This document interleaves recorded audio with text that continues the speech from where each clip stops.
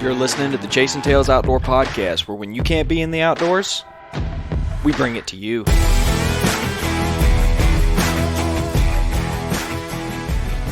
Ladies and gentlemen, we have got a guest that I have wanted to have on the podcast for quite some time. You might know him as Catman, Jonathan Boehme. Dude, I appreciate you braving a winter storm to chat with us this evening. Oh, not a problem at all. I'm staying nice and cozy here at home. It seems like half the country's lost power. Are you wood stove burning right now? No, I wish I had a wood stove for the shop anyways, but no, we got electricity. We're doing all right. Just a lot of snow everywhere, except they got the main roads cleared up. So I can't complain. Yeah. Couple days off, I'm sure, but it wasn't like it landed during a deer or turkey season, so probably dang sure ain't fishing. So yeah, I wish it happened during deer season. I was thinking that today, walking through the woods. I tried to kick up a rabbit, and there's deer tracks and rabbit and squirrel tracks everywhere. And I was thinking, dang, I wish this would happen during deer season. I'd love to track one down, shoot it in his bed, and then blood track it in the snow. Dude, I mean, I don't know about you, but I grew up reading the old Field and Stream articles, and the idea of well, first off, tracking, like cutting a deer's tracks and then like creeping through the woods to sneak up on it and then blood tracking in the snow, that is just like it could be a spike buck. I wouldn't give a darn. I would do it in a heartbeat. Yeah, I actually did several years back. We had a snow come after season, and I had jumped. I was just walking around the woods, and I had jumped a herd of deer and decided to follow their tracks. And I kept following. They went, cut through a little field, cut across a road into another block of woods, and started to make a big loop, kind of sort of coming back around towards where they originally were bedded. And they hadn't crossed the road a second time. When I found them, I was just easing through the woods and saw a whole herd of deer up ahead of me. And they eventually saw me and ran back across the road and went almost back to where I had jumped them from. Yeah, I think I have this working theory that, like, no matter how bad the shot is, if you shoot one in the snow, like, you're always going to be able to, like, blood track it. Or at least just track it, right? Like, you're always going to be able to know what direction it went, because the tiniest little speck of blood is going to stick out like a sore thumb. It doesn't get lost with all the leaf matter and stuff. Oh, yeah. We had a snow right at the end of season a few years back, and I was so excited I wanted to blood track one in the snow. And this was when I first bought my 308. So I went to an open cut cornfield because it had gotten really cold and the hunting pressure died off. So I figured the deer would be coming out into those fields. And sure enough, there's like 5 or 6 does right before dark. And the one that gave me the best shot was like kind of facing me. So I just took the front on shot, and she dropped in her tracks and didn't leave a blood trail. Oh, no. Just left like a blood spot. A blood stain. So that was my snow deer. What was it easy to track her? Oh yeah, it was easiest tracking job you could ask for. Just kind of walked up to her. That's right. Yeah. Oh man. I had a similar thing happen this year in Mississippi. It never snows down there. The first day I go to hunt, we get like 4 or 5 inches of snow that morning. Like while I'm in the tree, it's stacking up, getting thick. Everything turned white. It was beautiful, really. Then like 6 or 7 piglets come in. I didn't see a deer that morning, but I shot a pig, and I basically just pinned it to the ground. Oh yeah, I remember that. Yeah, I remember that. And did you miss a second one? I shot at 2 others. Was it that afternoon? Right. Yeah, it was that afternoon. I shot at 2 others and made bad shots and decided not to hunt the next morning because I wasn't really getting into deer. That's some different country down there. It would take at least a week or two, at least 2 weeks, I would say, to really start to kind of figure it out a little bit. How so? Kind of tell me why. I'm curious.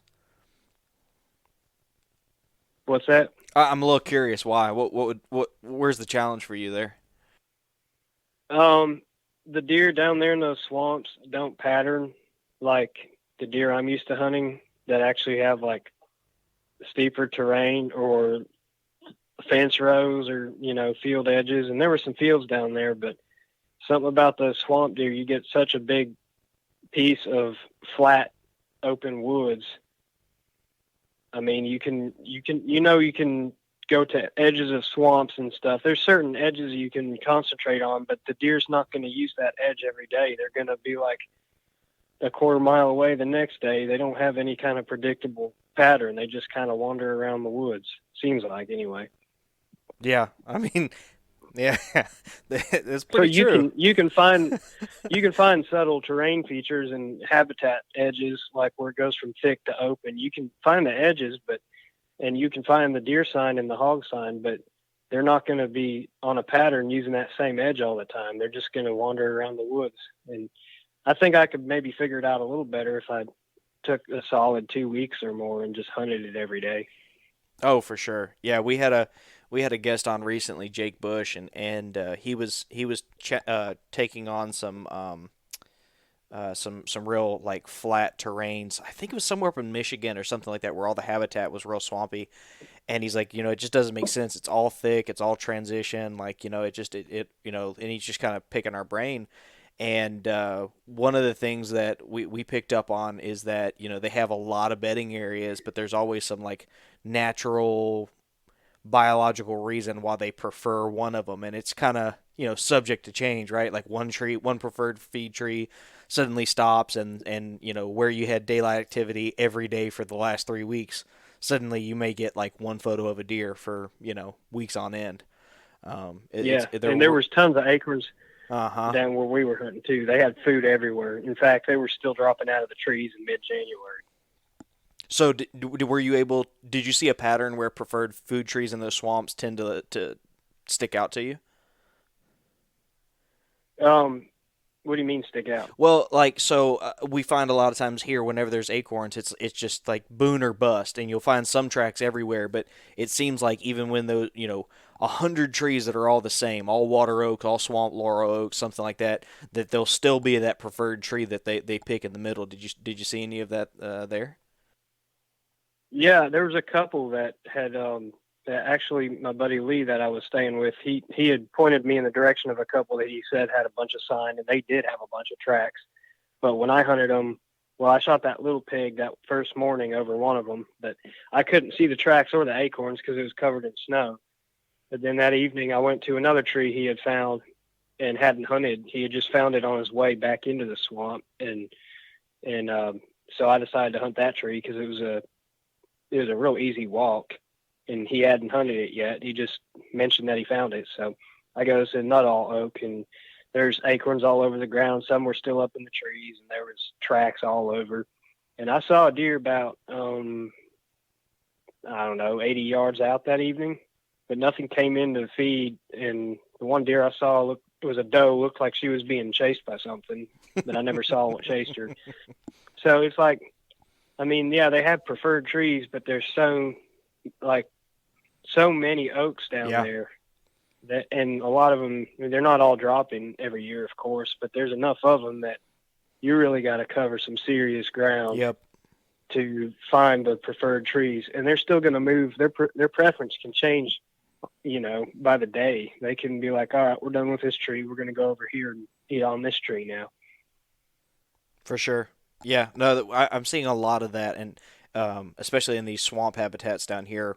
We had Mr. Womack on the show not too long back, and he was connecting some dots and made some real pointed comments that I hadn't really considered some things. And as I go back and kind of like mentally reflect on past years, I've noticed feed trees that stood out to me, areas or even like entire groves of trees that have stood out in the past, and I think that has to be the key because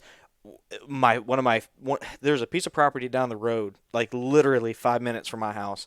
It is the most pristine habitat. I mean, it just looks like it's deer and turkey central, but the deer are just there are no the acorns just never fall on this piece of property. I've been here for 3 years. I have yet to see any of the oaks hold. Even the red oaks and the swamp laurel oaks that seem to always produce something every year. There isn't anything, and so as a result, it's just That's weird. it is, man. It's I told my buddy it's almost like there's a blight in that area. I'm sure there isn't, but it just feels like there's a blight in that area because 3 years solid, and I have seen maybe one year that some of the red oaks kind of dropped. They were I don't know what you'd call them, but they were just a turkey oak or something. They had some very light crop last year, but nothing, man. And I just keep waiting because the area is ready, man. Like it's got a little bit of terrain to it, some like 20 to 30 foot elevation changes as some creeks cut off, and if it ever holds acorns, it's going to be loaded with deer. Oh, I bet. You say 20 to 30 foot elevation. Is that like a big hill for you? Oh yeah, dude, that's a mountain here. I mean, it's. I know. I like hunting the swamp. I love hunting the swamp as a place to visit and have a good, like, a different challenge. Uh-huh. And the swamp's always full of critters, but the hills are my home. Like I couldn't deal with it all season long. Maybe I could, but I'd be homesick if I had to live away from the hills. Well, I'll be honest with you. I don't much care for how flat in some of these areas can be. It really it wears on you because honestly, you end up with some really weird thermals that occur. And I'm sure you saw that when you went to Mississippi, but it's just one of those things where it's like you can't use thermals to your advantage like you normally would. Sometimes you can rely on the creeks and the rivers to kind of draw things down, but the wind never really picks a direction because there's nothing really to force it to, and so it kind of further We have complicates that it. here too. Oh, really? We have that anytime you get in, even the smaller creek bottoms where it's I'm not speaking in hill country, but Sure. rolling terrain where you've got an area that's flat. It's usually a creek drainage or something that's the flat areas around here. And anytime I hunt a flat area, whether it's open or thick, the wind switches direction all the time. Except you get the odd days where it just blows consistent, but then you get days where it blows mostly opposite of what is forecast and then switches around every 5 minutes. Yeah. The thing I've learned with that this past season is that if it switches for 30 seconds to a minute, but then it mainly blows out of another direction, that little swirl there, as long as you're not right up on the deer where they're bedded, that little swirl's not going to carry your scent that far the wrong way. Sure. Yeah. I could see that. That makes good logic. So you're saying if it just, kind of almost has a backflow effect for a moment and then the general, a general northwest, but every once in a while it swirls a little bit, you don't need to get too hung up on it. No, and I see that in my backyard, which is not flat. It's actually a bit of a drainage coming off between two ridges. And so when the wind is coming over those ridges, it always swirls. And the hillside on the one ridge is all cedar thicket, and cedar trees will really mess with the wind, make it swirl real bad, and so will that terrain. Mm-hmm. So down this drainage here, if it's a sunny day with no wind and the sun is setting, the thermals pull straight down the drainage out towards the open field.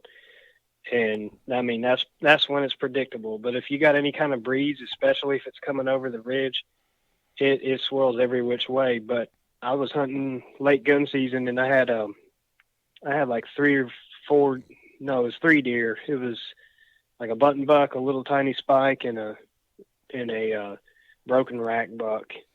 And there was times when the wind was like real sketchy, and they never smelled me. I had that one button buck get up to like 5 yards from me before they finally spooked, and they didn't even spook that bad because they never smelled me. Mm-hmm. But the wind was swirling like crazy then. For sure. I think I've also started to combat it by getting a bit higher when I have the opportunity. If you got some good trees to get up even higher, probably combining the idea that, like what you just said about, it kind of cleans itself out as it is. If you stayed up higher, then maybe it's not falling and hitting the ground quite as much, because that's one of the things I did this past Hmm. year on like a real hard, harsh pine oak transition line in a swamp bottom where the thermals were pulling down in there. Once I got up a little bit, the wind, and I don't know this to be scientific fact, but the wind just seemed to carry over the top of the swamp instead of, actually like falling down Oh yeah, between the leaves. I don't know if that's a real thing or not, but I've had it. I've had that in creek bottoms where I get uh-huh. up a tree high enough and don't seem to get winded as much. It's like if you're, it just depends on the conditions, but sometimes that scent just being up 20 feet or so will keep your scent up over the deer's head a lot better than, of course, if you were sitting on the ground. That's for me the biggest challenge of deer hunting on the ground is having that right wind, which sometimes it works out perfect and sometimes it's real sketchy trying to even get a good wind to sit at ground level.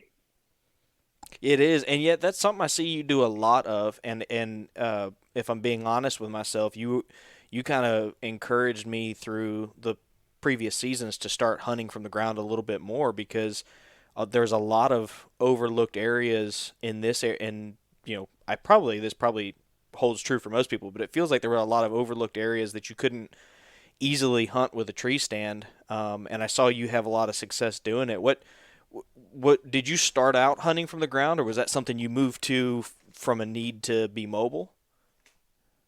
No, 2011 is when I killed my first deer, and I did not have a tree stand that year.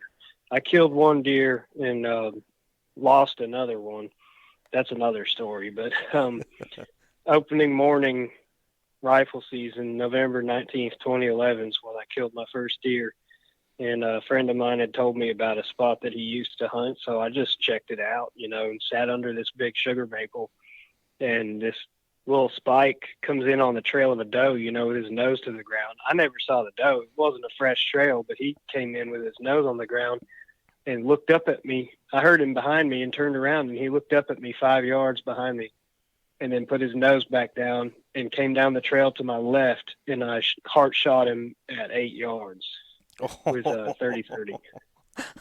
Oh, I could see the bullet hole. I was sitting on the ground under this maple tree, and I can still see that in my head. Like to this day, whenever I think of it, I can see because it was like high speed, but I can see like a freeze frame of it in my head when I shot, and he took off full speed, and then he ran down across this creek and disappeared behind some brush, and I just heard crashing in the brush that he piled up like right across the creek.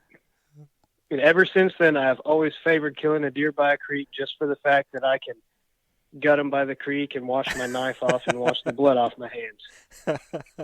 that's clever, man. Yeah, that's cool. So I got my first kill from the ground this past year, and that people talk all the time, bow gives me this rush, gun gives me this rush. Sitting on the ground and getting a deer within close range, man, that's another level of Oh, I amped. I love don't. it. Oh my god, yeah, dude. I killed him. I set up on this little knoll, so I drive to Middle Georgia a lot to hunt, just because the hunting is so much better there. And there's like these rolling areas, and there's this small little lake that's up there that I hunt the edge of.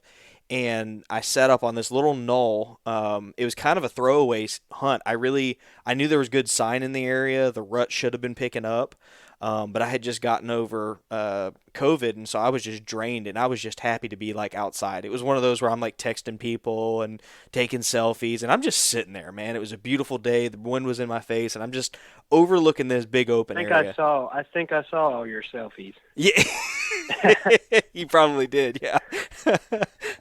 I remember that. Yeah, and I was in the wide open, dude. I mean, I'm just sitting like right there in the wide open, and he went from 90 something yards all the way to 40 facing me, and I thought my heart was gonna come out my nose, dude. I was just, I started having this panic, like that at any point in time, he's gonna look up, throw the deuces, and just like haul tail out of there, and Yeah. he didn't, but No, I know. I saw that deer when, and I don't remember if I had commented on it or not, but if I didn't, then congratulations, because I remember being happy for you because you'd been sick for a while, and then go out there and kill a buck like that. That was pretty cool. yeah, thank you, man, thank you. That was definitely But the an awesome trip.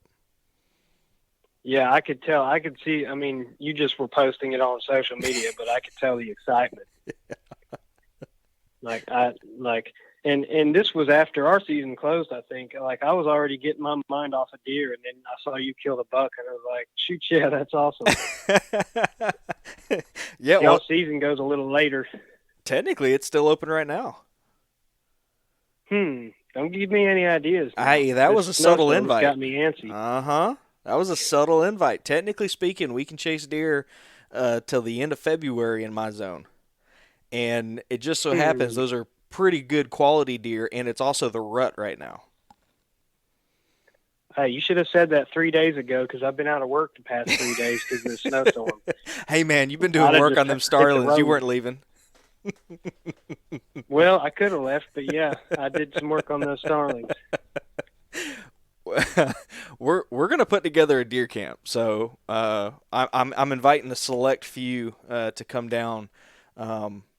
Largely just because most people's seasons are already closed, and it's kind of like bonus hunting. I think it costs maybe $140 for a 10-day license. That's not bad at all. I could be wrong, so like don't hold my feet to the fire, but I'm pretty certain it's about $150, and you get 5 buck tags, and it's rifle seat. You get 5 buck tags. Good Lord. Well, so I come down there and shoot 5 spikes. No, well, there's antler restrictions. You have to have like so many points on one side and stuff. But it used to be you could shoot 2 deer a day. Oh, really? Mm-hmm. But bucks only. So yeah, it's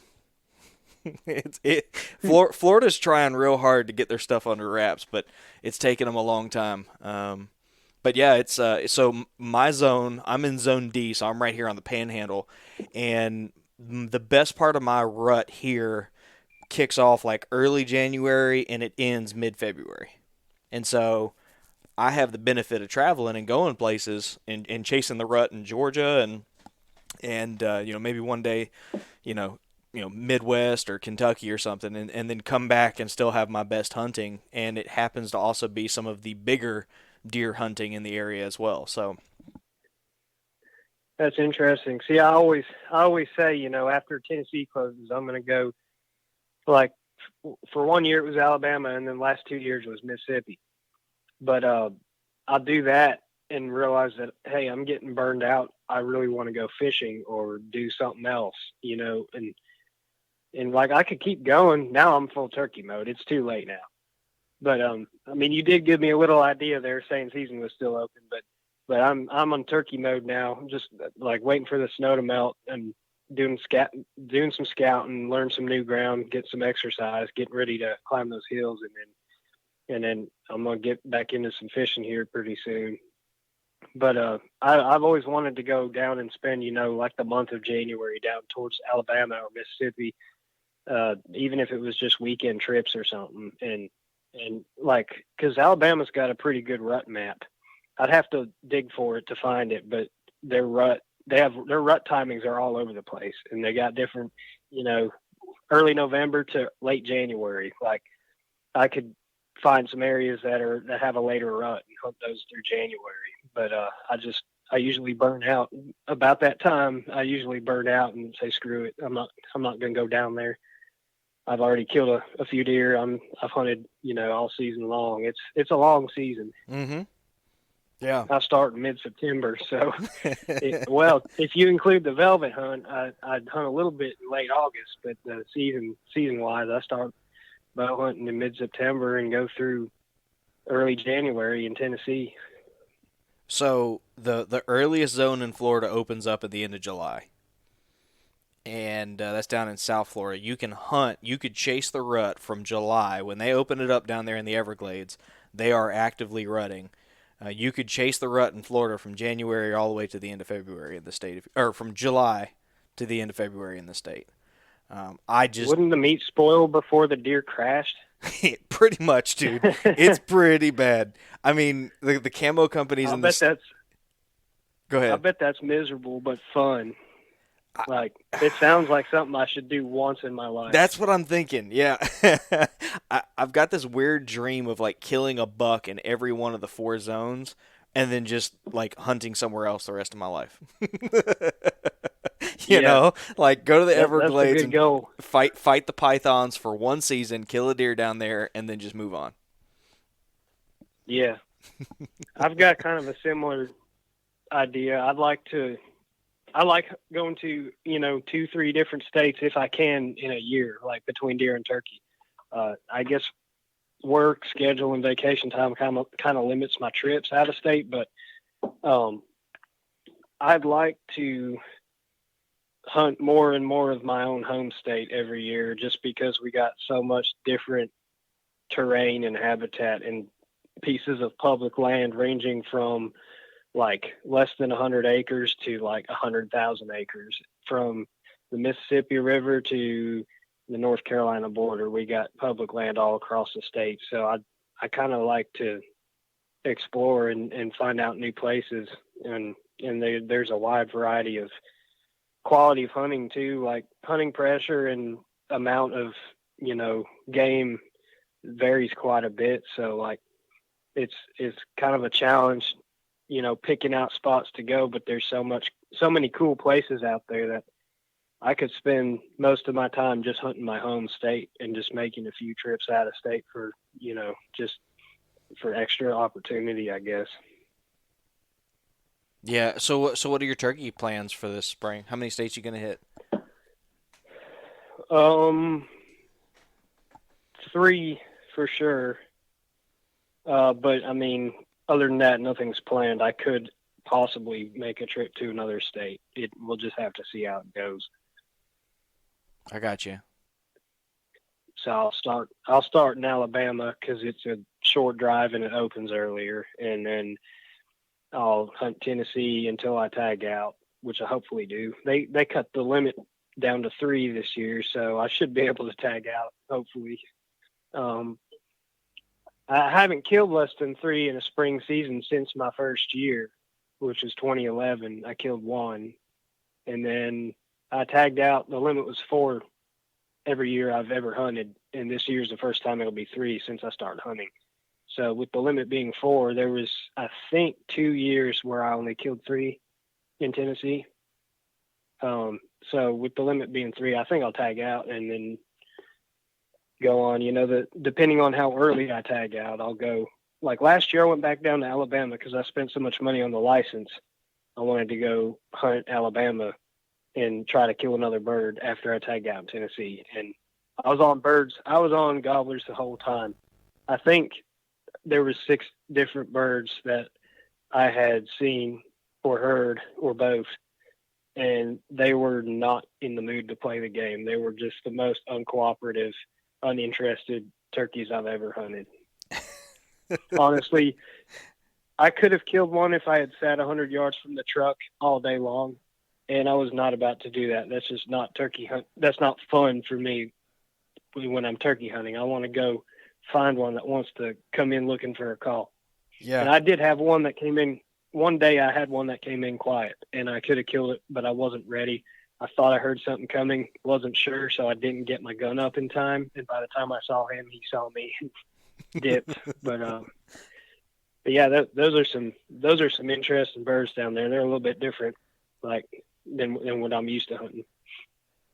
Parker, what you just said seems to align with everything Parker McDonald has told me about Alabama birds, and I think Yeah, I think everybody says that their birds are the toughest birds to hunt, and maybe they are. I don't know, but it seems like the people who go to Alabama come back changed with their opinion. yeah. I've heard the same thing about Mississippi, Mm-hmm. and I guess I've heard that about Florida with Osceolas. But Sure. I mean, there's so many people. From what I hear, I haven't hunted Osceolas yet. I'm not out trying to get my slam, but I'd like to someday. But there's so many people trying to get that Osceola bird that there's only one state, and you can't. They're not even in the whole state. So there's so many more people down there fighting for the same birds. So I've heard that's pretty tough. It is, and their demeanor, from what I've been told, I've yet to hunt them myself, but I drew an Osceola tag this spring, so we're gonna, if I don't, so you only get 2 tags in Florida, And last year was my first serious year chasing turkeys, and I have told everybody, including Chase, I am not committing to not killing two birds before that Osceola hunt. They might both be easterns, but two if I go on two hunts and two toms strolling in like the man, they're I'm just gonna have to shoot Osceolas another day because I'm mainly a weekend warrior. I'm not gonna pass that opportunity up. You know. Yeah, I'm not one to let a turkey walk. If I'm going to let a turkey walk, then something's wrong. Then maybe I need to hunt somewhere else. I Yeah. mean, I'll let a jake walk. I killed a jake last year because I just saw his head and he sounded like a mature tom, so I shot him. But normally I won't intentionally shoot one. I did it's probably 3 years ago now that I shot one on purpose because I was struggling. I got halfway through the season, hadn't killed one yet, and me and a buddy saw a bunch of jakes in this field that we were hunting, and we're like, you know what? If we can get them in the range, I'm gonna shoot one. So normally I let a jake walk every day, but yeah, no. If a big old gobbler comes in, I'm not passing him up. I'm sorry, unless I'm filming for somebody else and they're Yeah. trying to kill one.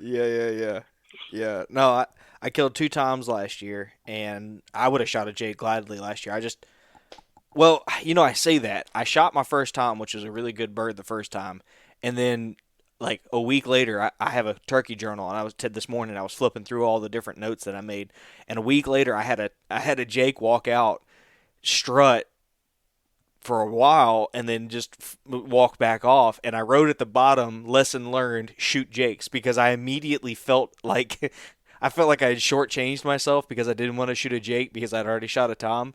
But then 2 days later, I ended Yeah, up killing my second tom, so I didn't feel too terribly bad. But my turkey hunting mentor sent me this message earlier today because we were talking about this because I'm going down to hunt Osceolas, and I'm worried about shooting a jake and getting roasted online for it and everything. And so I'm asking him, like, you know, I'm looking at the fan, obviously, but does the head color change? And, again, everybody who's listening knows I'm a rookie at this.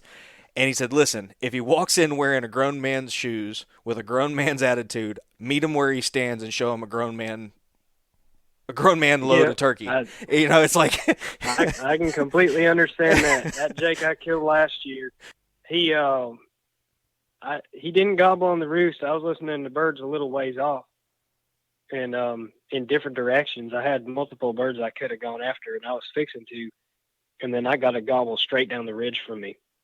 And I was on top of a knoll, and it went down into a little saddle and up onto the rest of the ridge. Going off towards the property line. So this bird gobbles right across the property line somewhere, and he's on my ridge, and he's close, and it's a big, big, deep gobble. I was like, oh my gosh, he's right here. I didn't even know there's a bird that close. And so I get set up, and he gobbles once more, and then I hear footsteps, and I get my gun pointed over the edge of the ridge because I was on top and it dropped off. And I get my gun pointed basically into the sunrise, and this big red head pops up and looks right at me, and I blasted him, and he flops all the way down to the bottom of the holler, it was probably about a 250-foot elevation change on that ridge, if I remember right. And he flopped all the way down. I slid. I didn't walk down to him. I slid down to him. But when I started, I went over the edge to look at him, and I was filming, and he went flopping. He was just like rolling, tumbleweeding down down the hill. And I saw his fan splay out, and he was a jake fan. I was like, "Are you kidding me?" That bird. He was with another jake too, and when I shot, the other jake took off flying, and I saw his fan, and I was like, "Oh, I shot the gobbler with a jake. I'm glad I didn't shoot the jake." But the other one that I shot was also a jake. It was two jakes. But I mean, that was still one of my favorite hunts. So I mean, like you said, if he's wearing a grown man's shoes. yeah. Well, I mean, if it gets your blood pumping, I mean that's kind of the root of hunting, right? Like if it gets your gears cranking, I mean, you should have fun doing it. Like I said, I, I'm not It's all set. about enjoying it. Yep. Yeah, and I think that's one of the reasons why I like turkey hunting so much is because the community tends to be a little more mm, encouraging. That's the word I'll use. They tend to be a little more encouraging. They're not going to give you any secrets. That they're turkeys. Good turkey hunting is a scarce commodity, but at the same time, it seems to Hmm. be everybody just kind of gives you a pat on the back if you're happy about it. You're proud of what you did. Well, Yeah. good job, buddy. You said it a few minutes ago about getting bashed on the internet. I don't even care what anyone says. If I pulled the trigger, I wanted to shoot that bird, and there's nothing you can do about it. you Yeah, know, yeah, that's true. Yeah, I'm not out here poaching somebody else's birds. I'm going out and hunting, following the rules, and shooting what I want to. And most of the time, I don't want to shoot a jake. I mean, I've passed many jakes where I knew I'd regret it if I pulled the trigger. And I've been tempted just about every time a jake is really close and gives me a perfect shot. I always think about it. But I think about, do I want to burn my tag on this bird? And most of the time I say no. I'll let that one walk. Maybe I'll kill him next year. But every now and again, if he acts like a big old gobbler, or if I've just been having a terrible season and I want to kill a turkey and fry some turkey nuggets that evening, then if it's a legal bird, sometimes I'll just shoot what I get the shot at. mm-hmm. Oh, for sure. Yeah, I like sharing everything that I do, so that's why I try and tote the camera and stuff. So like when I said I'm worried about getting bashed, it's like, I don't know. I was navigating my way through what makes an I don't want to say an ethical turkey hunter, but what is like that middle road that everybody can agree to, like that's all acceptable. And it seemed like the majority of people were like, don't shoot jakes. I'm like, okay, cool, I won't shoot jakes. And so that was kind of like what I was getting at there. But are you Oh yeah, do you identify as a turkey hunter that chases deer, or a deer hunter that chases turkey? yes. So you, I you like both that of them I equally, huh? You're not the first person to ask that. And if you held a gun to my head and said, "Hey, you can only hunt deer or only hunt turkey, or I'll shoot you," then I just say pull the trigger, because like I can't choose. I would slightly lean towards turkey. Turkeys are what got me into hunting. That's what sparked my interest. But you get, if you go hunt different states, you can get maybe 3 months out of turkey season. But if you go to different states, you can get like 4 months out of deer season. And if I Hmm. hunt my home state, I get 6 weeks of turkey season, so a month and a half. And if I hunt my home state, I get like 3 months of deer season with a bow, muzzleloader, and rifle. And deer's got a lot more meat, and they're a lot smarter than turkeys. But hunting them's not as fun. So I mean, it's I couldn't decide. I like it both equally. If I had to choose, I mean, I've always said I couldn't choose, but I do have a slight preference for turkey hunting, I guess. Yeah, Eh, I'm with you. If you put a gun to my head and said you had to pick one, I'd pick turkey. But I would die the first time the wind shifted in the trees and you could just hear fall You coming. get that smell when it smells like September, Yes, when yes. the first few trees start to drop a couple leaves, Mm-hmm. and it's real dry out, and you smell that sweet smell of fresh dropped leaves. Yep. Yeah, and then that cool breeze, and then what does it for me every time is when the crickets come out. Yes.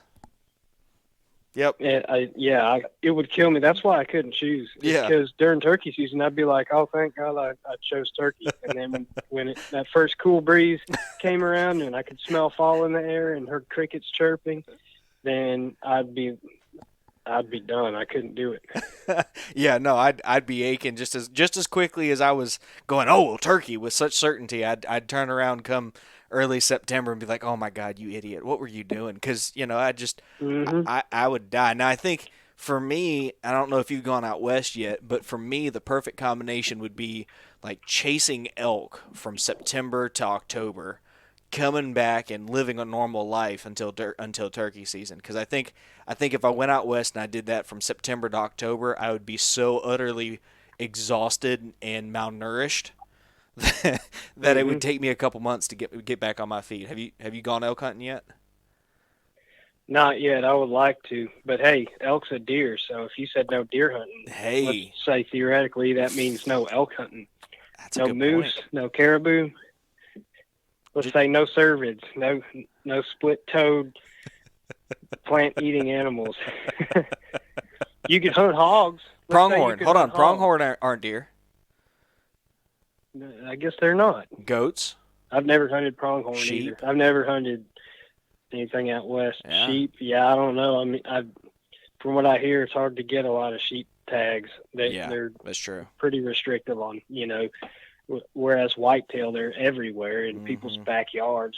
I mean, it's not hard to get into some whitetail. Which, if deer hunting was as hard to get into as elk hunting, I mean, Yeah. if they were the same animal, but they were hard to get into like elk, where you needed more land and Hmm. have less tags, then it would be an easy choice to choose turkey. But Sure. um, yeah, no, I can't really decide on that one, but definitely wouldn't give up turkey hunting. I'll say that. Yeah. Yeah. No. Honestly, now that I've had this conversation, I'd probably just tell you to pull the trigger because I'd be sick as can be too. Yeah. I live for Yeah, turkey season. I all through deer season. You can ask Parker. I kept sending him messages like, dude, I really miss turkey season. I don't quite do that during turkey season for deer. And so, like, in that nope, regard, I feel like I'm living for turkey season. yep. Now I do get my mind off turkey some during deer season. I get in the zone, Do I you? mean, whenever I see turkeys, it always makes my day just seeing turkeys walk by when I'm deer hunting. Yeah. I might not even be in the mood to turkey hunt, but I just love seeing them. And then when I'm turkey hunting and I see a bunch of deer, I'm like, please don't blow my hunt, because deer can smell Yeah. and they blow. Yeah. Yeah. And I feel like I see way more deer turkey hunting. Oh, I see quite a bit of deer turkey hunting. Yeah. I I've got seen. like, Go ahead. if I were to deer hunt some of the places that I've turkey hunted in Alabama, I know where I would start because of where I consistently saw Hmm. deer while I was turkey hunting. Right. And then around home, I mean, if I'm the closer to home, the more likely I am to hunt it more often because it's less driving distance. But I mean, I'm more familiar with the area, and I can tell, like where the deer are. If I see them during turkey season, it almost doesn't even matter to me because I know where I'm going to look in the fall anyways. That makes sense. Yeah. What's the turkey hunting like in Tennessee? It is all over the map, to be completely honest. It could be some of the best hunting you've had and some of the worst hunting you've had, depending on where you decide to drop a pin on the map. Sure. And is It's that it's pretty. I'd say it's pretty decent across the board. I looked at harvest data for last year, which last year was a hmm much higher harvest because of COVID. So this may be a little bit skewed, but by county, per square mile by county harvest, I found the average harvest for the whole state was one bird per square mile. Oh my gosh. So is that what do you think that's good or bad? I mean, it sounds excessive. Like it sounds like a lot of birds were killed. Yeah, there was a lot of birds killed. Yeah. I mean that that But that. I mean, the places I learned to hunt were full of turkey and still Hmm. kind of are. And I mean, one bird per square mile is nothing some of the places I've seen, but then there's other areas that are not that far from me where you might not see one bird in a square mile. Hmm. Yeah. So that's like I said, it varies. There's been some declines in some areas that can't be explained, and then some areas that just, I guess, don't have as many turkeys. But there's a lot of areas that have a decent huntable population. Do you feel so having hunted turkeys for as long as you have? Do you feel like you kind of have your core areas locked down and basically you just go and hunt those every year? And is that why you bounce from state to state, or do you find that you still have to do a lot of hustling in between seasons for turkeys? Well, I like to hunt new areas just for the change of scenery and to learn some more ground. Like I had said earlier, there's so much land to hunt. There's so much public land, and then there's so much private land that I could ask permission or or get to know someone who has land or something. And I mean, there's all that opportunity out there. So I'm not dead set on hunting my stomping grounds every year or anything like that. But I do have areas that I know very well that I will go back and visit just because they're close to home, and I know them better than most people. So, like, I mean, it just depends on the day, really. Sometimes I might go out and drive a couple hours and hunt a new spot, and some days I might just hunt closer to home. Sure, that makes sense. I fight the tendency to find, to kind of hunt the same place over and over again because it's got birds. I'm fortunate in that there's Yeah. only 2 tags to fill here, and so like I've got a Georgia license, so I'll be going up there where you can shoot 3 more birds. But and the season runs through the middle of May there, whereas ours ends in mid-April. So, but it's one of those things where I find it very difficult sometimes to leave birds to find birds. Um, right? Like you don't Oh, leave. definitely. Don't if you know there's birds there. Yeah, If there's birds there that aren't constantly being harassed by other hunters, then don't leave birds to find birds. But sure. sometimes if the birds are being quiet or if there's been a lot of people in a certain area, I'll just pick up and move and be like, hey, I'm going to go try this spot today. Right. And sometimes I'll just get a wild hare and take off for a new area that I may have had in the back of my head or something. Or maybe I was looking through the hunting guide or looking through Onyx or something and came across a spot. I was like, hey, I'm going to go there tomorrow, and I'll get off work and go hit the road and then spend a day out there. And sometimes, I mean, sometimes it's a bust, but sometimes I'll randomly stumble into a spot that's pretty good. And that same thing goes for deer. You know, you can only do so much cyber scouting. Sometimes you just got to hit the road and be like, screw it, I'm going to burn a day. It might be a waste of a day. It might be the best thing I ever found, but I'm going to go burn a day and try this new spot just because I like to change the scenery. I like to learn more. Sure. That is one thing that has happened for me after I went out to Colorado, and the idea wasn't that you hung out in an area. It was that you were just constantly moving. It kind of shifted like my mental idea of how to use public lands. And so I find myself, especially as a whitetail hunter, bouncing just from area to area. The area I could be in could be pretty hot, but I just find this like urge with whitetails to just be like, you know what, I'm gonna go just check out that swamp and see what's up over there. And I just start ambling around, which is one of the reasons why I gravitated to ground hunting, because I'd sit there on the ground and there are times where your gut just tells you, and I'm sure you felt this, where it's like the deer are not moving here right now. Like sitting here this is not the right setup. The birds are quiet, or Oh yeah. you just know it, and so you just get up and kind of amble to another spot that looks good, and then you post up there for a little bit. And I found a lot of cool crap that way, dude. Oh, absolutely. And this past deer season, I've been doing this for a while, but this past deer season is a great example where I hunted a lot of my usual spots, but I also went out and just kind of did a little map scouting in areas that looked good, didn't know what the pressure was like. And, I would go out and this was muzzleloader going into gun season mainly is when I really started moving around. And I went out and just started checking new spots out. And part of the reason I did during gun season is because some of my local areas that I hunt get a ton of pressure during gun season, and they have as long as I've been hunting. We get a lot of guys from the eastern part of the state who live around the mountains and want a little bit easier, better deer hunting. So a lot of guys come from East Tennessee over to hunt some of our Middle Tennessee public ground. And that combined with locals, I mean, the gun hunting pressure is always going to be way higher than bow hunting pressure.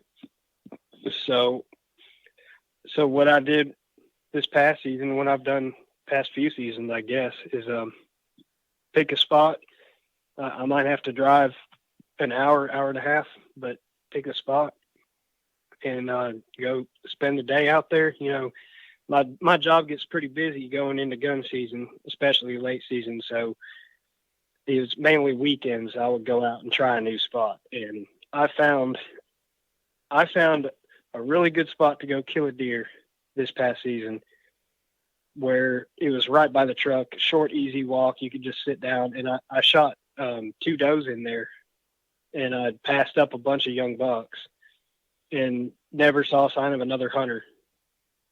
But there were signs of other people using the area, like people walking, riding four-wheelers, fishing, but never saw another hunter in there. But then I found another spot that looked really good, some of the best deer sign I saw all year, and I had hunters walk in on me. I ran into hunters. I hunted it twice, and found multiple tree stands, a ground blind, and I saw hunters both times I was there. So you just never know what you're going to find. You got to go out there and see what it's actually like. You have to also be willing to like let go of certain areas, right? Like, so I think you could have seen all the deer sign you wanted to in the world, but found all that area and still be able to walk, find all that human sign and still be able to walk away. And sometimes you just don't find the deer sign you want to, and you kind of walk away. Do you find that in Tennessee there are pockets of deer, or do you think that the deer are pretty well scattered all about? Well, Tennessee varies so much. You got the coastal plains in West Tennessee and then Mississippi river bottoms. Most of West Tennessee is very flat. And then coming eastwards, you hit the western highland rim, which is just steep hardwood and pine. There's a little bit of pine plantations, but mostly hardwood ridges and hollows. It's steep country.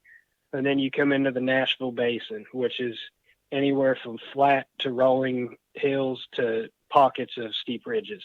And then keep going east, you get back into the eastern highland rim, because the highland rim goes around the Nashville Basin.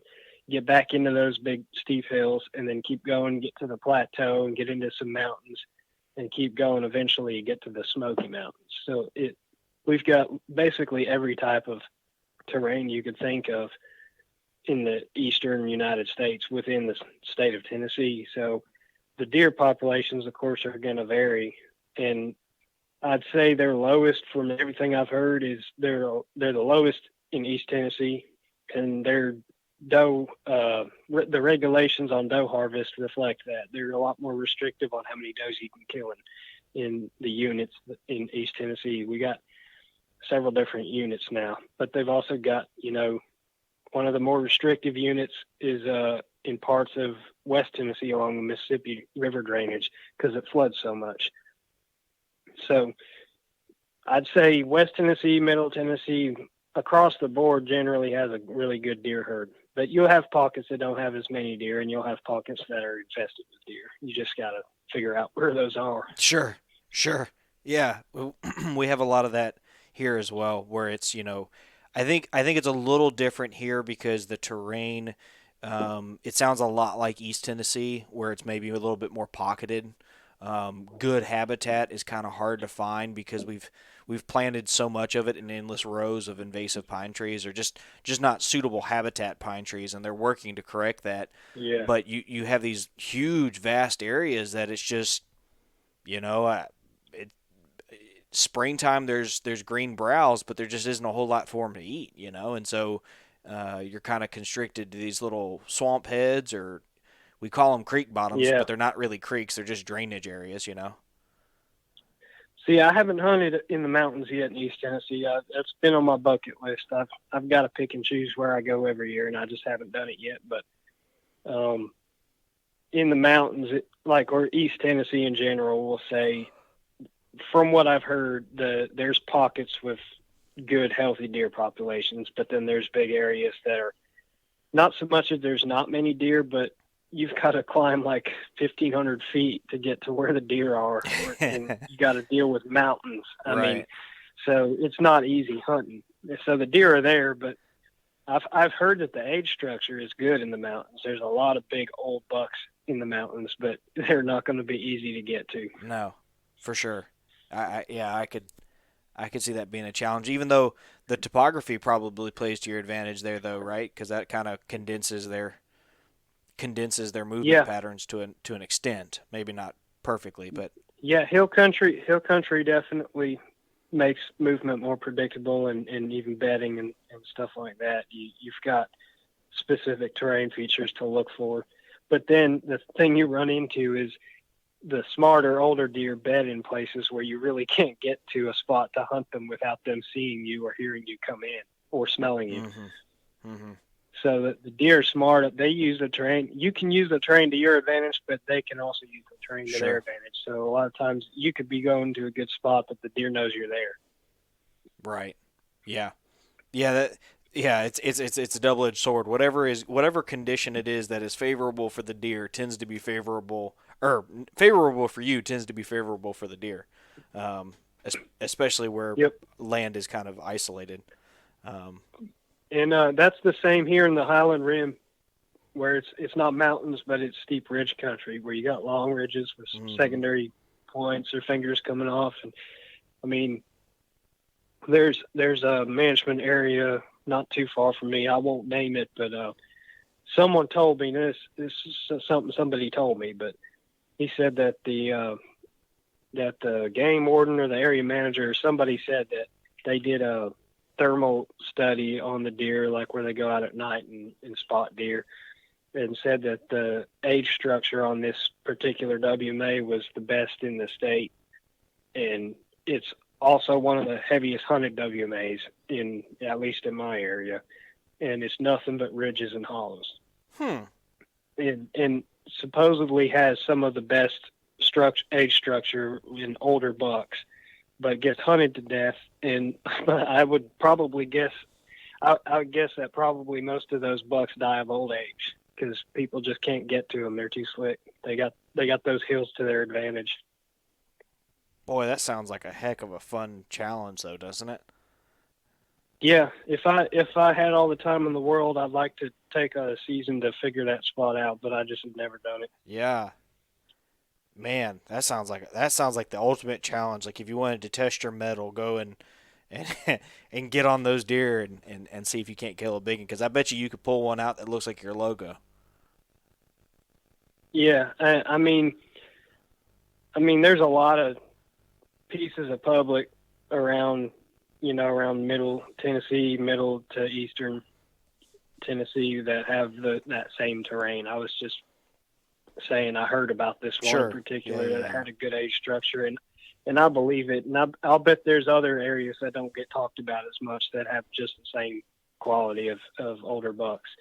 But it's not like you're going to walk in and shoot one unless you're just one of those guys that has deer figured out. Like some guys just have a knack for going and getting in big bucks. But for the average guy trying to figure out a deer, like I'm not good at figuring out, a mature buck's habits. I don't see them very often. And I mean, they're some of the smartest animals I've hunted. For sure. Yeah, some people are just lucky too. I got, my co-host, he wasn't able to make it tonight, obviously, but that dude, he just has a lucky horseshoe. And when he gets a hot hand, just let him bet all your money and gamble. I mean, he's awesome. I mean, he's talented as well, but it's funny how some people, you could just put them in the dark, spin them around blindfolded, take the blindfold off, and they're still going to find a way to kill something. Yep.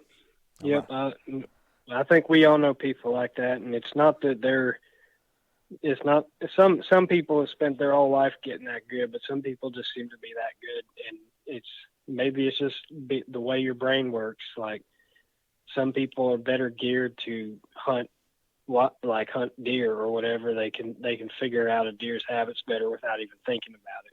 Mm-hmm. Or maybe they're just I keeping know it simple. people say they just get lucky. You say they just get lucky. They just walk in the woods and kill one. But when they keep doing that over and over again, they're doing something different. Oh yeah. They see it a different way to the point where you or me couldn't understand, but they've got something figured out, and they just go in and find and kill a good one every year. Oh, for sure. Yeah. You start doing something consistent. I don't care how much luck you say is involved. You're doing something right consistently, right? I mean, like there's something to be learned there. And I'm poking fun at Chase. I can consistently kill does. I will say that. Well, get me out of the state of Georgia or Florida, and I can consistently get on. It blew my mind, dude. I struggled here for almost 4 years on public land. Finally killed a doe 2 years ago. Last year, I bought a non-resident tag for Georgia, which, oh my God, dude, they raked me over the coals for that. But, man, I don't know of too many hunts that I went on. I didn't see deer. You know, I mean, Yeah. I pulled the trigger 4 times in the state of Georgia. It just Florida, man, it is, at least this area right here near the house is tough. I've never heard anyone really say that it was easy to hunt in Florida. I'd No. like to. I got a whole big list of places I'd like to hunt. No telling when I'll make it down there. If you're wanting to do a camp next year, I might try to make something work. But Florida is one of those places I'd like to see just how tough it is. And I think, like, going back on what we were saying about trying new spots on the fly, just going in blind and, like, I'm going to check this area out today. Sometimes it turns out to be a dynamite spot. I think going into a new area with a clean slate, with a fresh mind, without knowing what to expect, I think sometimes you do a little bit better that way. Sure. Yeah. And like, I've had spots that I've hunted many times over the years and kind of gotten a mindset of where not to hunt because I had a couple bad hunts there where I didn't see anything. And so I get maybe like the wrong mindset about it just because I had a couple bad hunts in a certain spot. But if you go into a new spot you've never been to, like if I went to Florida, it'd be like a clean slate.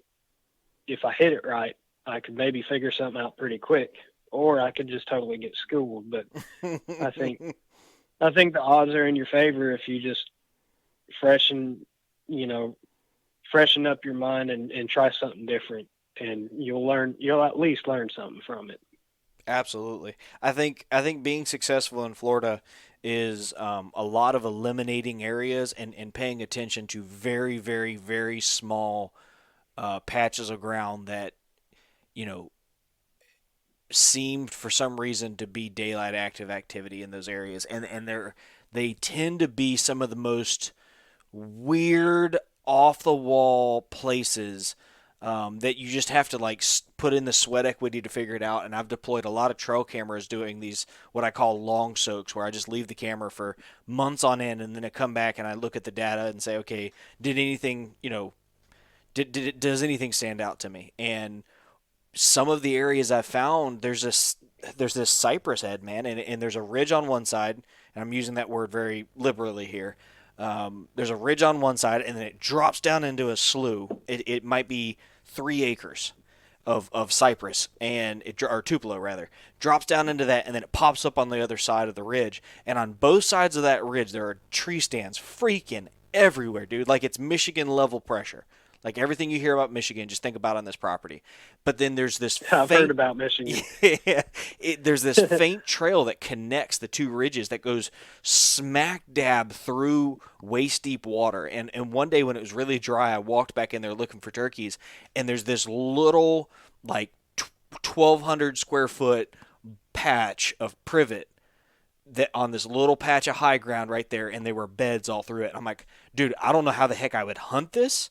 Right? Because, I mean, it'd be unreal to get through that water, but it's clear whatever is, using this little one distinct faint trail to get through these ridges, it's hanging out right here, and it's probably getting old doing so, so it's little weird things like that that's like what we got around here.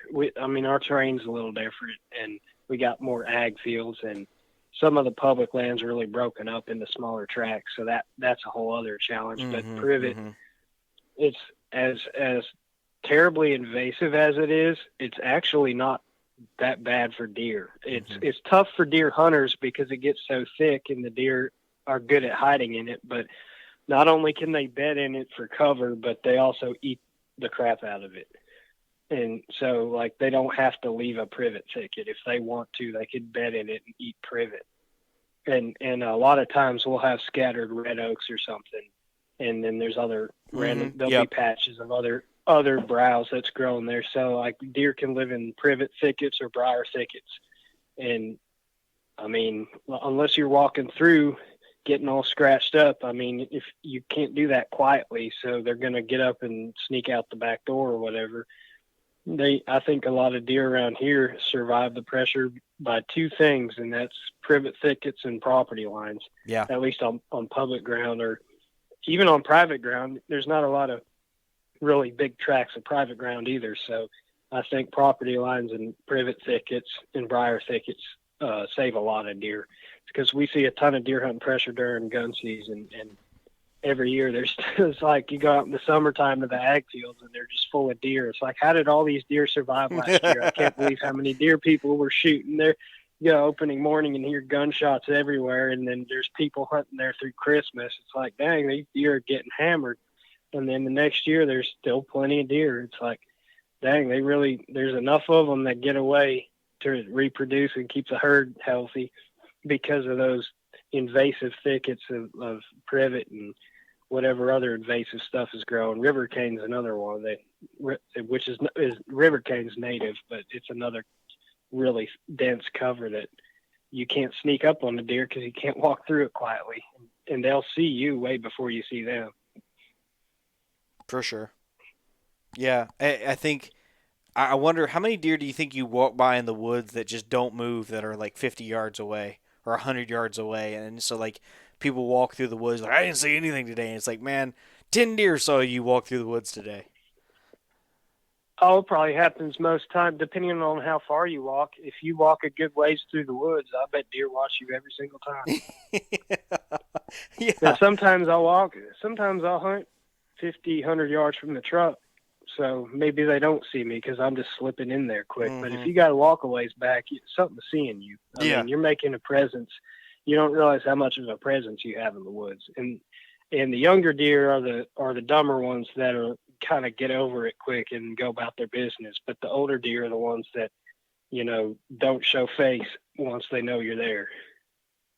Especially bucks. Older does seem to vary a little bit more. There's older does can still they got a little bit of a weakness where they will make a scene if they see you, or they'll get nosy. But older bucks will not get nosy. They'll just slip out. You never know they were there.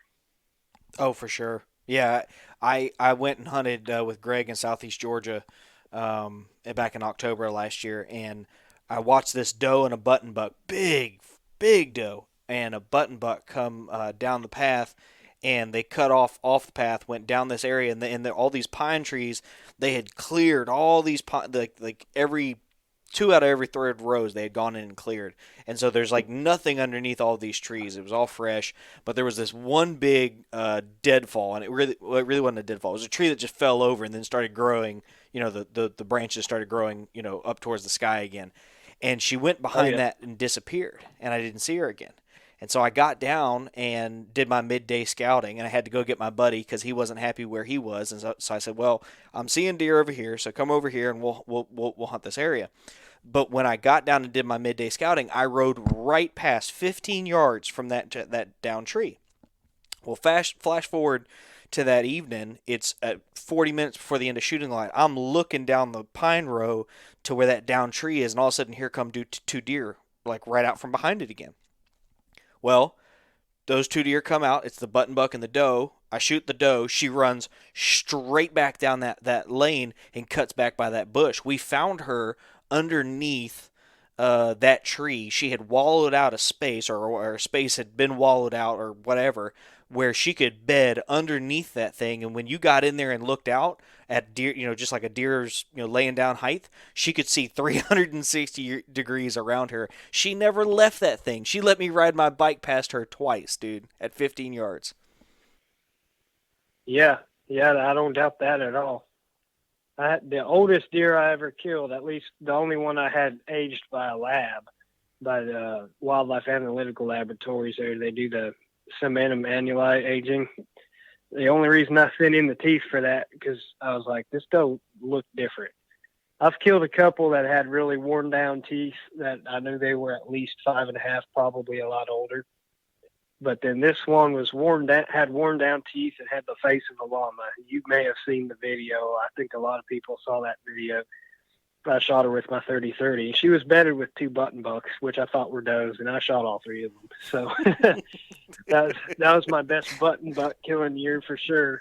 This past season, I didn't kill a single one, so I'm proud of that. But anyway, this doe had a funny look to her.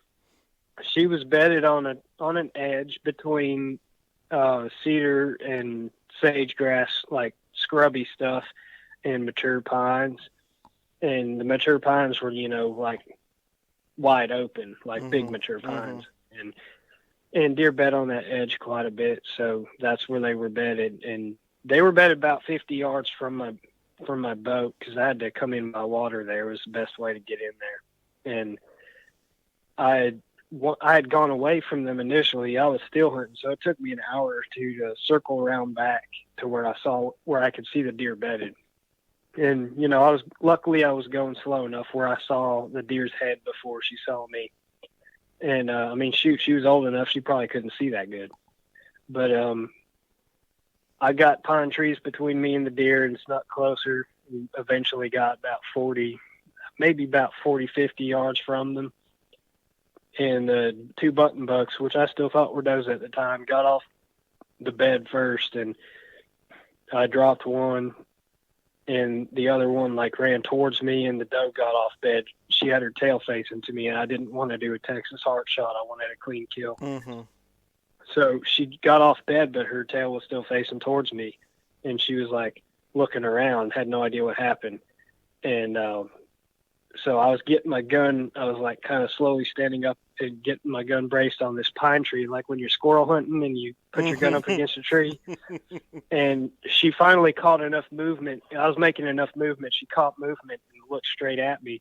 And then she took 2 steps and went dead broadside. And by that point, I had the crosshair behind her shoulder and shot her. And she ran off and disappeared, but she crashed in about 30 yards.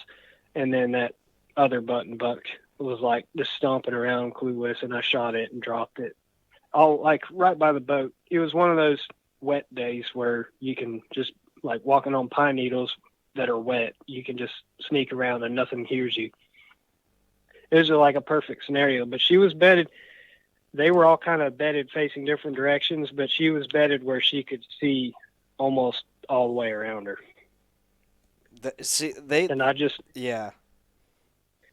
I just happened to have the perfect conditions, and I was slow and patient enough where I didn't get picked off.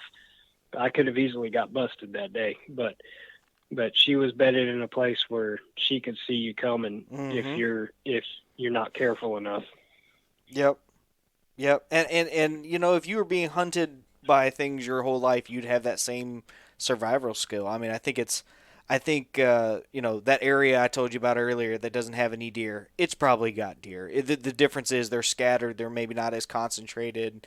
That area is where I killed a doe last year, so I know there's deer over there. There's tracks. It's sometimes there are areas that produce more sightings than others for a variety of reasons. But I bet you we walk past a lot of deer more often than we realize. Oh yeah, no, without a doubt. And those swamp deer seem to have something to their advantage too, just the way they're unpredictable. Mm-hmm. I was saying earlier, how the hill country deer have the hills to their advantage, and a lot of them get old. But those swamp deer, I think, are probably pretty similar as far as how well they can avoid hunters. Because, for example, last year, the first time I went to Mississippi and hunted in the swamp, I went in the first evening and found deer bedded 50 yards from the road. It was a doe, or it was 2 does and a buck or something like that. And I actually snuck up on them. They were bedded on the edge of a slough, and snuck up, almost got close enough to get a shot, and they got up off bed and started feeding away from me. And they didn't even see me. They just got up and started feeding away from me. So I went in the next morning, didn't see any of those deer, but I had one big mature 8-point come in by himself, just kind of feeding around, just cruising, not looking hard for does, but not feeding too much. Just kind of, I don't know. He just wasn't doing much of anything, just kind of coming through the middle of the most wide open, flat hardwoods you can think of. And I hunted that spot, that following evening. I don't remember. I may have hunted it the next morning too, and didn't see another deer in there. They were in there, and then they weren't. Yeah. And I think those deer, it was a bow season. It was late bow season when I was in there, and so there was no gun hunts going on. I mean, if I had had a muzzle loader on me, it'd been a dead deer. But mm-hmm. but then again, if you go in there during muzzle loader season, there's hunters everywhere. So those deer they're just unpredictable. Like, they don't have the terrain to their advantage, but they've got the most monotonous woods and unpredictable nature Mm-hmm. to their advantage. Oh, for sure. Yeah, and I kind of want to use that pressure next year. I had these great big plans because in South Florida the deer hunting pressure, well, their season ends before ours does, so I call it the Great Migration. Everybody migrates up here to hunt these areas as well. And so like the pressure just really increases up here. And I've always thought, okay, if you take this area where the deer are scattered and you put hunters everywhere that's easy to get to, you've now eliminated a whole lot of different areas. And so, unfortunately, I put out some trail cameras this year, and in one camera, to kind of see if that theory held true, in one camera, I forgot to turn it on. And the second one, I had one battery out of all 8 flipped backwards, and so it obviously didn't work. So I lost all that data from this year. But and I obviously, Did you do that, or did some other hunter do that? well, I mean, that's entirely possible. Yeah. I mean, I hang them pretty high and out of reach, I but had I've had 2 memory cards in the past year stolen. They didn't take the camera, just the memory cards.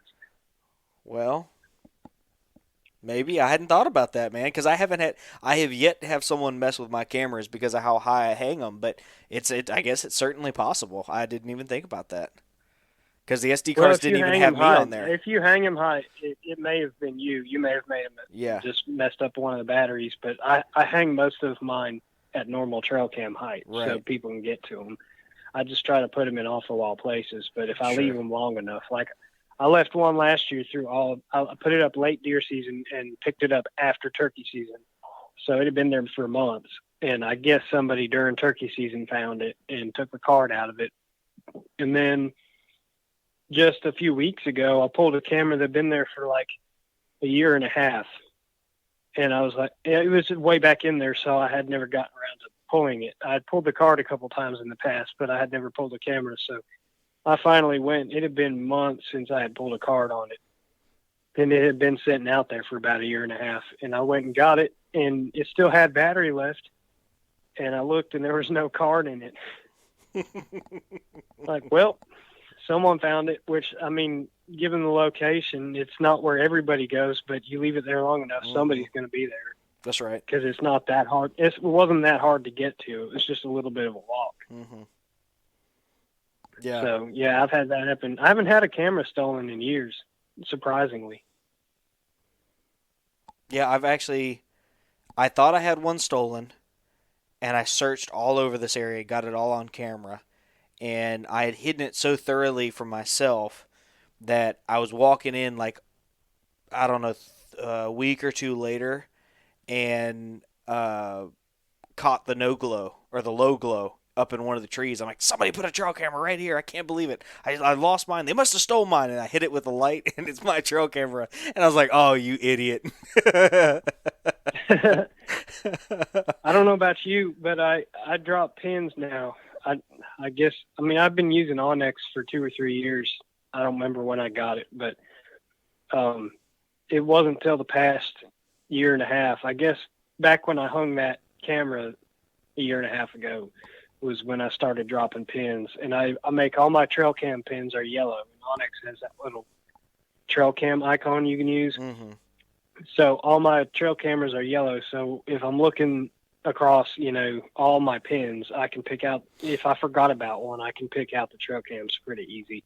And I've still got one I got to check that's up a creek that is kind of a pain to get to because of property lines. But I've got one left. I pulled all my cameras but one, and hopefully, given the location, I don't think anybody would have got to it, but who knows? I mean, it's on a creek crossing, so if nobody messed with it, it should have some pretty cool pictures, and that'd be some good intel. But you had said how you leave cameras out like all season and then go back and see like what the movement was. And I was talking about how there's places I've hunted a bunch over the years and couldn't figure out because I got the wrong mindset. Well, I had a camera sitting all season from early bow season until 2 or 3 weeks ago, and I went and pulled it, and it was on video mode, which is cool. But I love that. I had all through bow season, I had deer coming through there, and I noticed it was almost entirely morning movement, very little evening movement, and I still had daylight morning movement during gun season. Now the movement tapered, it went down during gun season, but I still had deer coming through there, and it's a pretty heavily hunted area. Like I usually avoid it during gun season because of the ag fields and the Mm-hmm. easy access.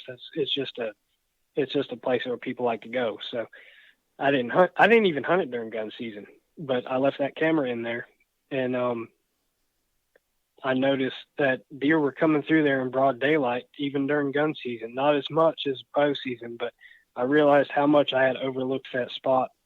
And the thing is, going in the morning, if you go in there before daylight, you have to go through. I say have to. You maybe could get in like along like a little back way, but it's so thick I don't think you could. But you pretty much have to go through ag fields to get to it, Mm-hmm. and you risk bumping the deer that you might see, you know. So I don't even know if it's realistically huntable in the mornings.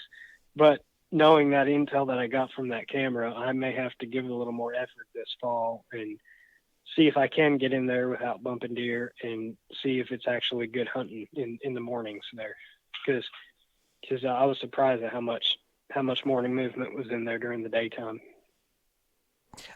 Trail cameras are not the end all for me. If I put up a trail camera and I get a bunch of does on camera or small bucks, I don't rule out the fact that a big buck could have walked behind the camera. But man, as I get more and more involved and I try and increase my odds in areas that are kind of low odd areas, I find myself acquiring more and more trail cameras just to put eyes in the woods.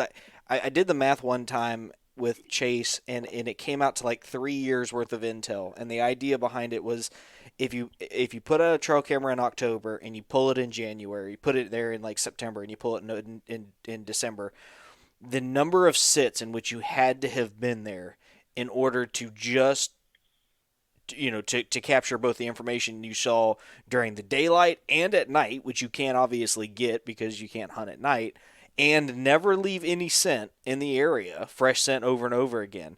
It's like that's 3 years worth of looking in that one area for that time period. And man, when you start thinking about that, you put out 20 trail cameras, you're getting 60 years worth of intel if you leave them out for long soaks. Now it might not be good intel, but it's Yeah, information that you know. it'll give you like a lot of people. I've seen people talk online about trail cameras, not saying they're cheating, but like saying, "Oh yeah, well, I used to hunt before trail cameras and all this stuff."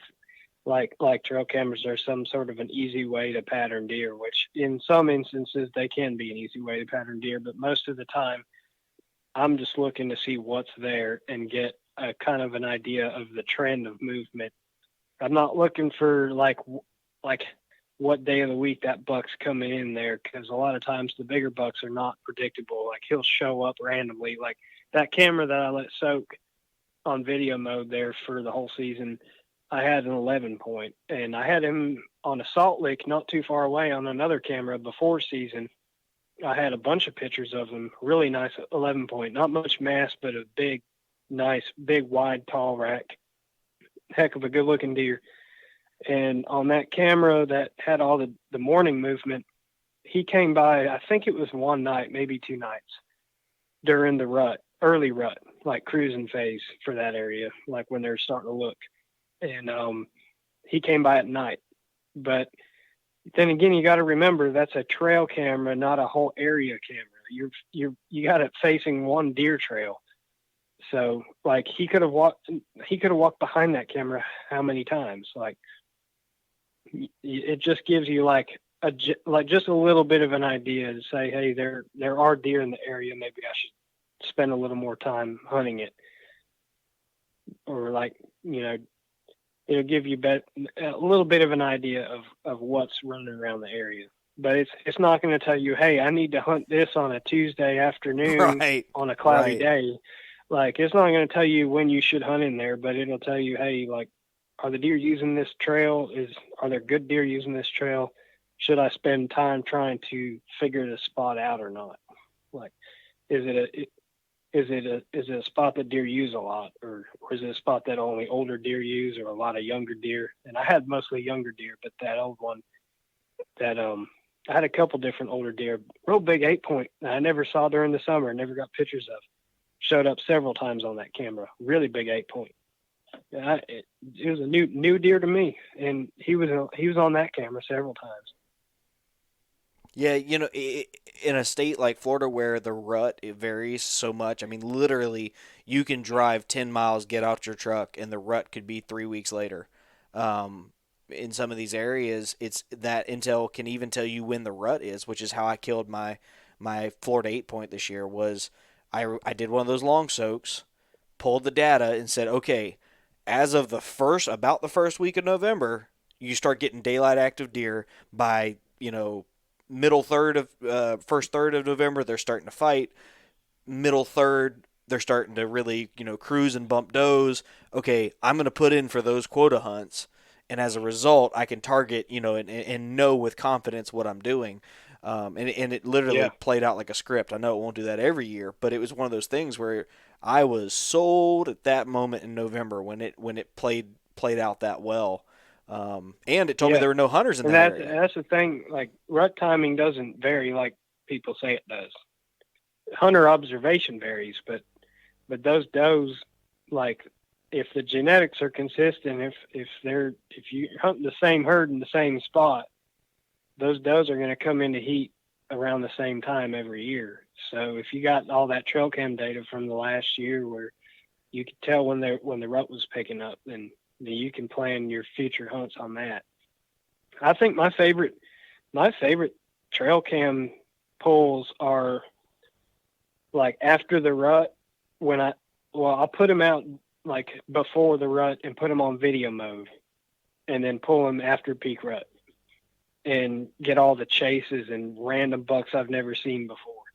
Around where I live, I don't know if you see this, but I see a lot of older bucks like that I've never seen before show up after peak rut. Say that again? Like after peak breeding. Like after the cruising phase, yeah. I've seen a fair amount of that. After the peak breeding, lockdown when stuff was getting really hot, and then all of a sudden you're not seeing as much because the most amount of does are in heat at the same time. Mm-hmm. And then after that, there's fewer and fewer does coming into heat. That's when I see the most like random deer bucks I've never seen before. Like I had one that I could have shot this year. I was filming, wanted to get it on video. I could have dropped my camera and just shot it, but I wasn't 100%. It wasn't a monster, but it was a good mature buck I should have shot.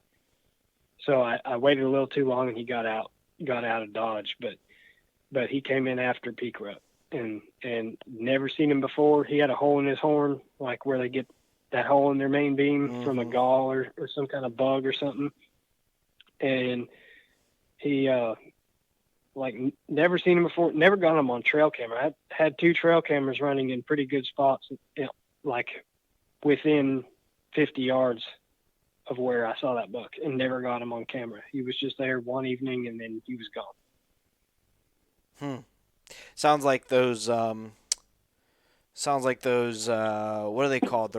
I'm going to butcher it. It's like the roaming, when they GPS track deer and they stay in their core range, and then like as the rut dwindles down, they start making those big loops where they're out just like, let me just double check there are any ladies running around. I think QDMA calls those excursions. There you go. That's what it was. They say every buck makes an excursion at least once during the rut, is I think what they said.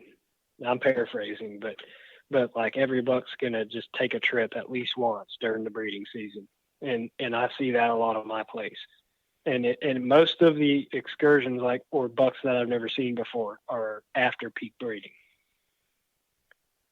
I know they say before peak breeding is the cruising phase when the older bucks are up moving, which is true, but when you really see the crazy stuff, the bucks you've never seen before, the older bucks acting dumb, is after peak breeding when they're not ready to quit yet, but there's not many does left in heat Right. coming into heat.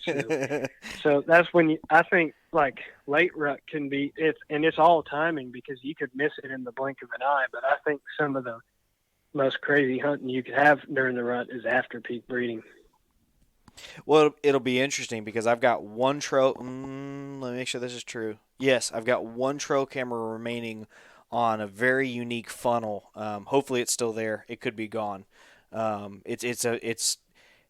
hang my trail cameras high for a reason because sometimes I do put them in obvious places. But um, Yeah.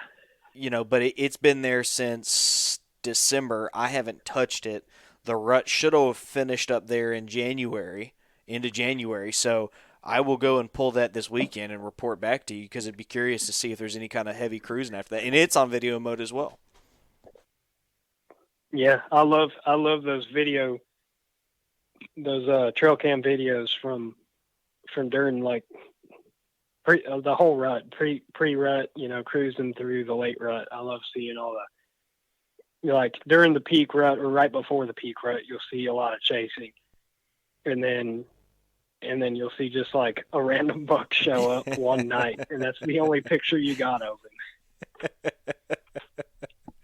Yeah, no, That's the kind of thing where if you know a good spot and you can get in and out without, walking through a bunch of bedded deer or something, if you can just walk in and hunt that spot on a good wind consistently, if you hunt it enough times, you'll kill a big mature buck.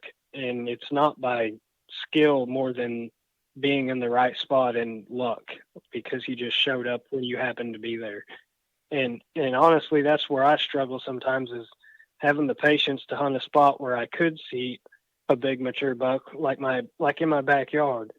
Like I don't have a lot of older bucks spending much time on the property I live on, but I do have a lot of older bucks pass through, and you got to draw a line somewhere and say, hey, I'm hunting here too much. The deer are picking up too much ground scent too consistently, and so it's kind of hard to find that balance. But I was hunting a lot after work in the evenings this past season, and I hunted it too much. Like I started seeing less deer activity because I'm sure they would come out at night and smell that I was there, and went a little more nocturnal on this one property at least. But I still did have that run in with that one older buck that I'd never seen before, and you just never know if you can get in and out of a spot, undetected, and you hunt it on the right days and just keep hunting it. It's boring to me, but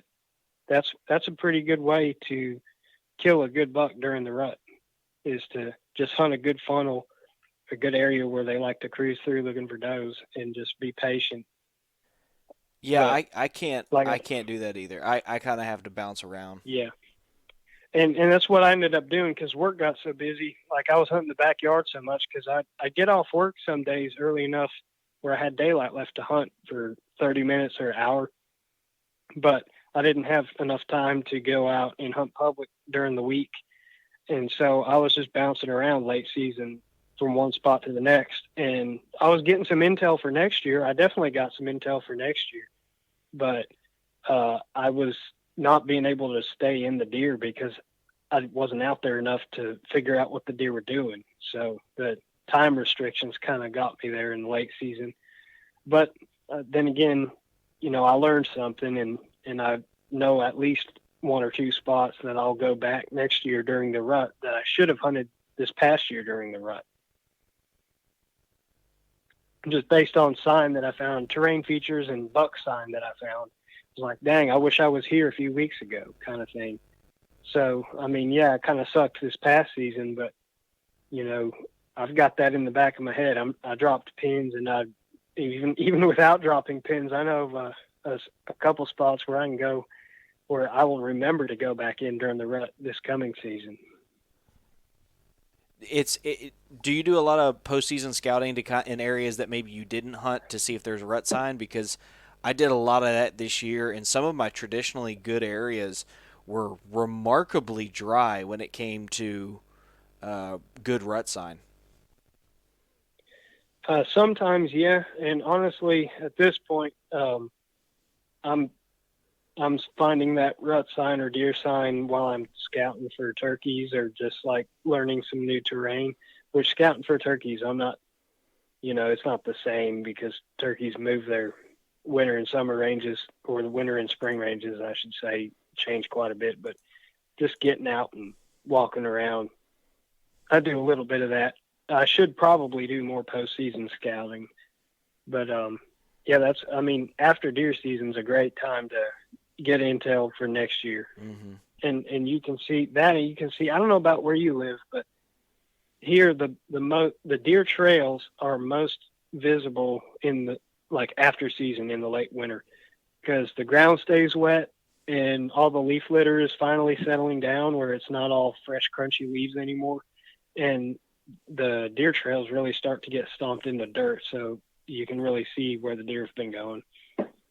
Yeah, we don't have. I'm not going to speak with a wide sweeping brush, but I tend not to find deer trails like that here because the food sources aren't defined. They do a lot of roaming. They're very nomadic, and so Yeah.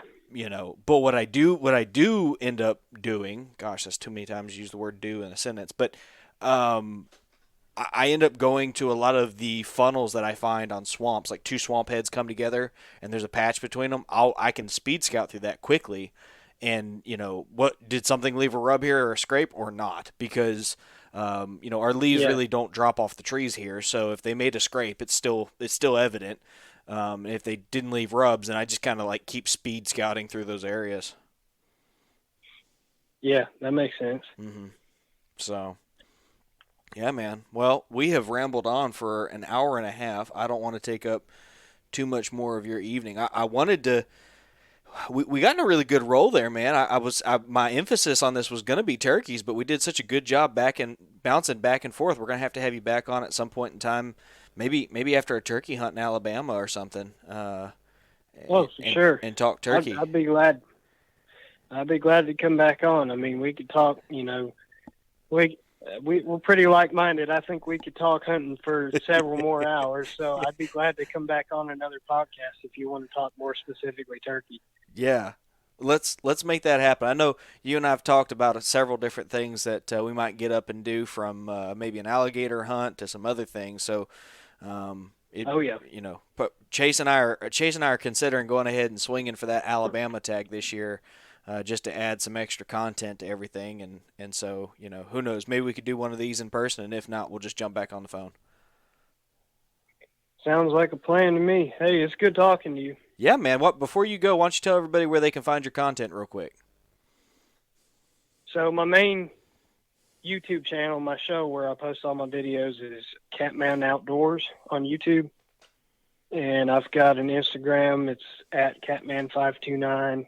My Facebook, I think, is just Catman Outdoors. My website is catmanoutdoors.com, and that's where I sell my merchandise, and I've got a little bit of stuff. That website is a very slow work in progress, but you can buy T-shirts and hoodies and hats and decals and stuff there. And I've also got an oak tree identification guide on there that I put together this past summer. For those of y'all looking to narrow down your food sources. But also got a TikTok, so don't make fun of me, but yes, I'm on TikTok now. And you can find me there. Catman529 Outdoors, I think, is my handle on there. But yeah. All right. Well, hang on one second, buddy. I'm going to wrap this up, but I want to chat with you afterwards. Guys, thank you for tuning in again. I hope this conversation has found you on a Tuesday or a Wednesday like we normally drop them, and we brought you the outdoors like we always try to when you can't be in the outdoors. So no matter what you do this weekend or this week, do me one favor. Get outside and enjoy the great outdoors.